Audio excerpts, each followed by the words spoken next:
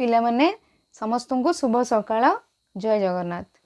तो आजिर भिडियो रे आमे इतिहास उपरे किछि साधारण ज्ञान जानिबा। कौन कौन से सब साधारण ज्ञान गोटे गोटे डिस्कशन करवा। नंबर 1 केउ वंशर शासन काल को भारतर सुवर्ण युग कहा जाए। गुप्त वंशर शासन काल को कौन कहा जाए सुवर्ण युग कहा जाए। नंबर 2 सबुठारु प्राचीन वेदर नाम कौन। सबुठारु प्राचीन वेदर नाम ऋग्वेद। अच्छा कहल वेद केते प्रकार। वेद 4 प्रकार। ऋग्वेद, सामवेद, यजुर्वेद, अथर्ववेद। सबुठ प्राचीन है ऋग्वेद। प्राचीन माने प्रथम वेद प्रथम आसला ऋग्वेद बुझेला। नंबर 3 सिपाही विद्रोह केबे होइतिला। सिपाही विद्रोह 1857 ख्रीष्टाब्द रे होइतिला। तापर क्वेश्चन अछि कौन अछि भारत छाड़ आंदोलन केबे होइतिला। भारत छाड़ आंदोलन 1942 मसीह रे हेइतिला। तापर क्वेश्चन अछि केउ व्यक्ति को एशियार आलोक कहा जाए। तुम जानी थबो सब बेले डिस्कशन हुए। एशियार आलोक बुद्धदेव को कहा जाए। तापर क्वेश्चन अछि नुआ दिल्ली रो पौराणिक नाम कौन। नुआ दिल्ली रो पौराणिक नाम हैला इंद्रप्रस्थ। तापर क्वेश्चन अछि पाटलिपुत्र रो वर्तमान नाम कौन।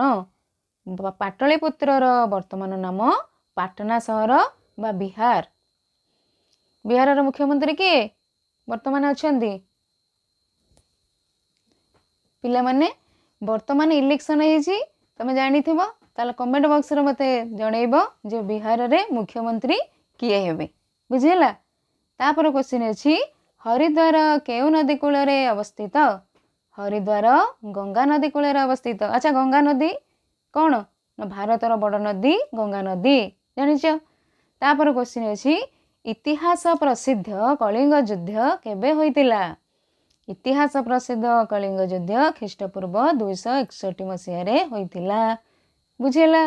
तापर क्वेश्चन अछि शिवाजी केउ राज्यर राजा थिले। शिवाजी मरहट्टा राज्यर राजा थिले। तापर क्वेश्चन अछि स्वतंत्र ओडिशा प्रदेश केबे गठन होइतिला। स्वतंत्र ओडिशा प्रदेश 1 एप्रिल 1936 रे होइतिला बा एप्रिल 1 बुझेला। तापर अछि क्वेश्चन बारबाटी दुर्गर पतन केबे होइतिला। बारबाटी दुर्गर पतन 8 अक्टोबर 1803 रे होइतिला। तापर क्वेश्चन अछि आर्यवर्तर इतिहास काहाकू कहा जाए। आर्यवर्तर इतिहास महाभारत को कहा जाए बुझेला। तो आजिर वीडियो केमिति लागिला। वीडियो टी जदि भलो लागिला वीडियो टी को लाइक करिवो। आगो को आसुथिबा वीडियो देखिया पई चैनल को सब्सक्राइब करिवो। सांग मानक सहित वीडियो को शेयर करिवो। कमेंट बॉक्स रे भी कमेंट दबो आउ तुमरो कोन सब दरकार। तो आमे एमती छोटे छोटे वीडियो तुम मन पई आनिबो। आज पई वीडियो टी एतिकी।